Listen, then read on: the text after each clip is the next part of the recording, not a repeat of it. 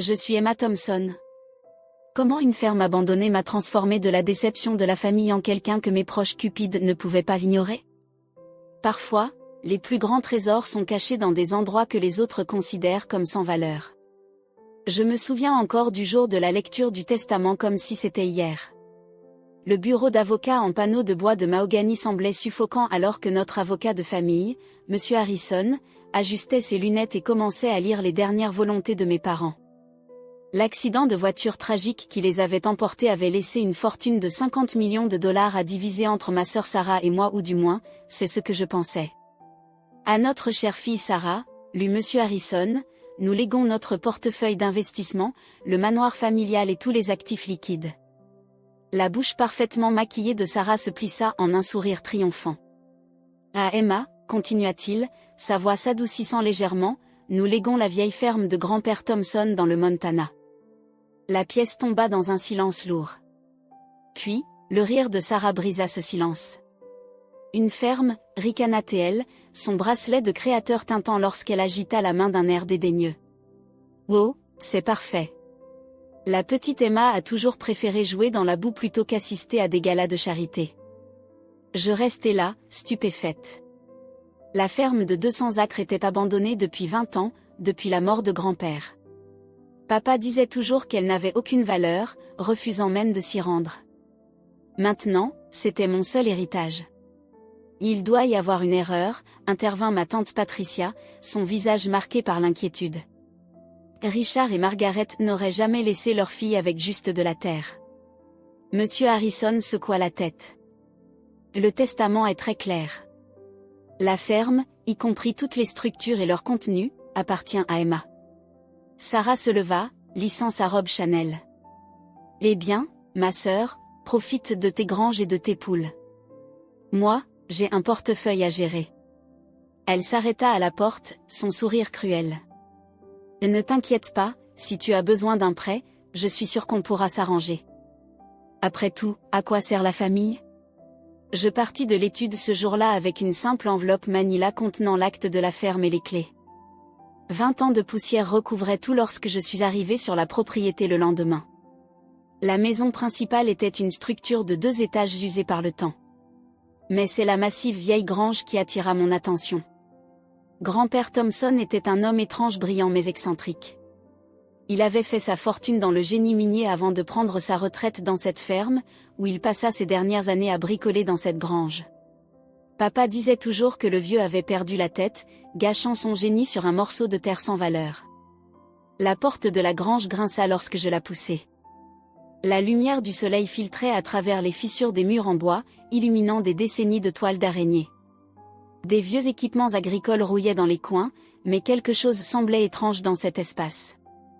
Les dimensions ne correspondaient pas exactement à l'extérieur. Je me souviens d'avoir suivi grand-père ici, enfant, le regardant disparaître pendant des heures derrière une porte secrète. Notre petit secret, murmurait-il, en clignant de l'œil. Après sa mort, personne n'a pu retrouver cette porte.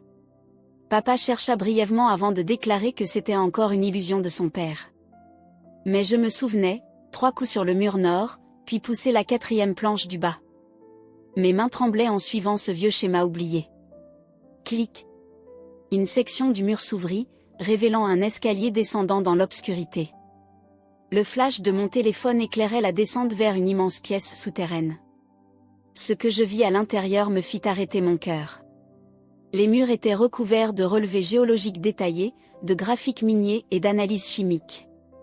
Au centre, un laboratoire de tests sophistiqués préservé sous des couvertures de poussière. Mais c'est le coffre dans le coin qui changea tout. La combinaison était ma date de naissance. Grand-père ne l'avait jamais oubliée, même dans ses derniers jours. À l'intérieur, je trouvais un journal relié en cuir et une clé USB. La première page du journal disait « À Emma, la seule qui ait jamais pris la peine d'écouter ». En lisant ces notes méticuleuses, des larmes emplirent mes yeux.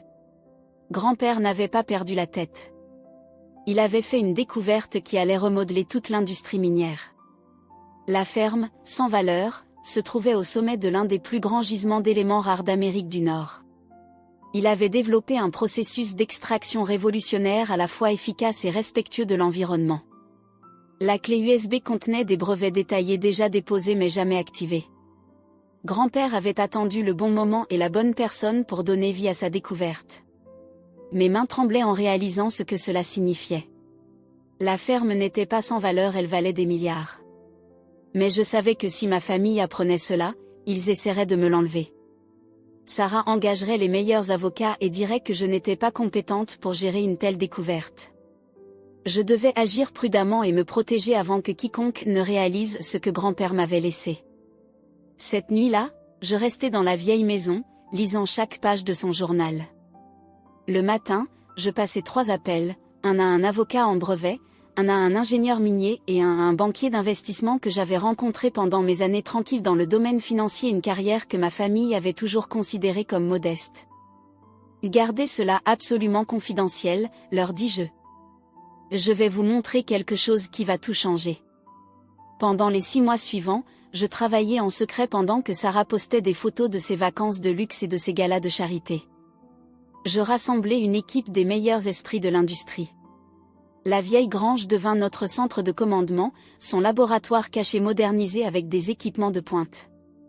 Ces brevets sont révolutionnaires, expliqua le docteur Chin, notre ingénieur en chef, lors d'une session nocturne. Le processus d'extraction de votre grand-père pourrait rendre l'exploitation des terres rares à la fois rentable et durable pour l'environnement. Vous vous rendez compte de ce que cela signifie ? Je comprenais. Avec la demande croissante d'éléments rares dans tout, des smartphones aux véhicules électriques, nous étions assis sur une véritable mine d'or, tant au sens propre qu'au sens figuré.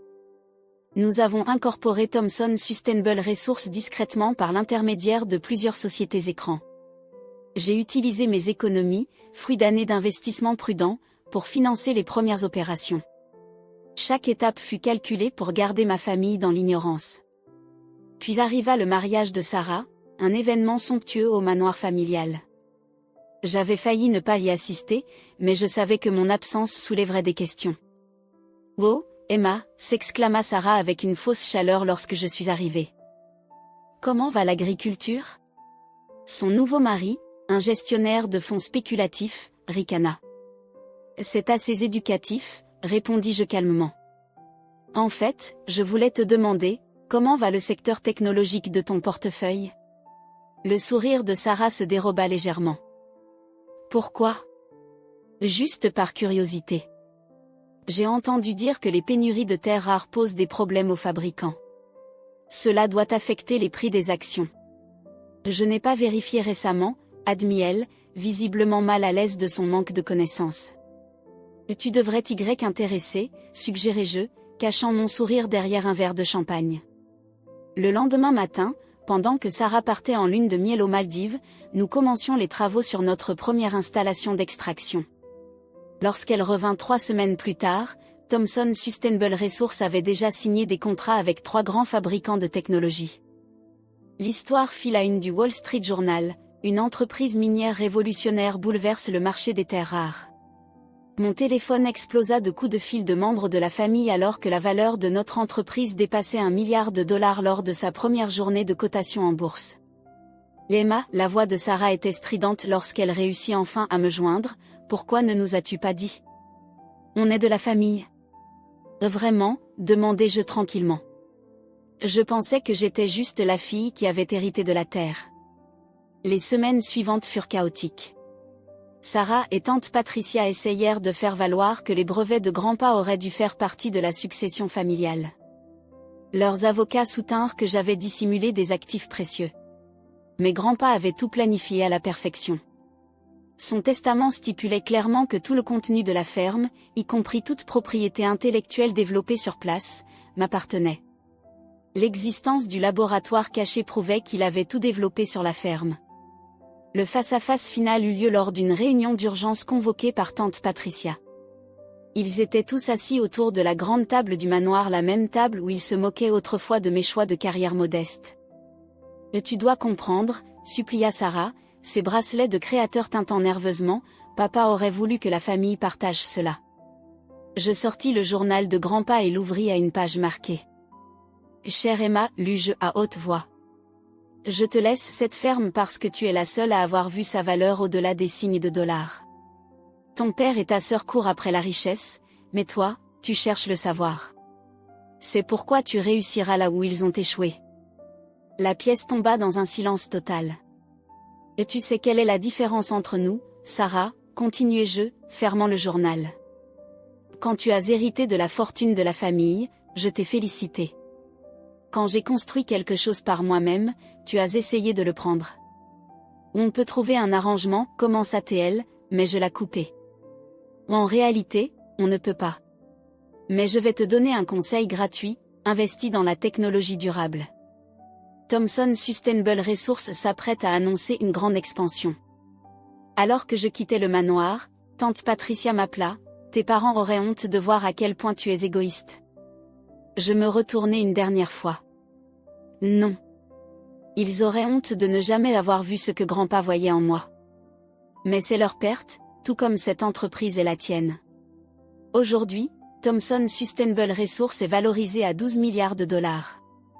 Nous révolutionnons l'industrie minière tout en protégeant l'environnement.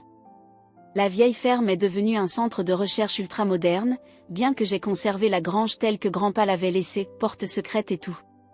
Sarah essaie encore de se réconcilier de temps en temps, généralement quand elle a besoin de quelque chose. Le mois dernier, elle m'a appelé à propos d'un investissement dans notre dernier projet. J'ai fait diriger sa demande vers notre ligne publique de relations avec les investisseurs. Le manoir familial a récemment été mis en vente. Les investissements risqués de Sarah et son style de vie somptueux l'ont finalement rattrapé.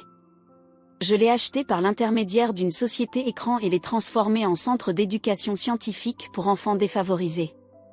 Hier, j'ai reçu une invitation à prendre la parole lors de la cérémonie de remise des diplômes de mon ancien lycée. Le sujet ? Trouver la valeur dans des endroits inattendus. J'ai accepté immédiatement, planifiant déjà mon discours. Après tout, parfois la plus grande fortune n'est pas ce qu'on vous donne, mais ce que vous découvrez quand tout le monde a arrêté de chercher. Quant à la vieille ferme, je vis toujours dans la maison de grand-pa, bien que je l'ai rénovée avec soin.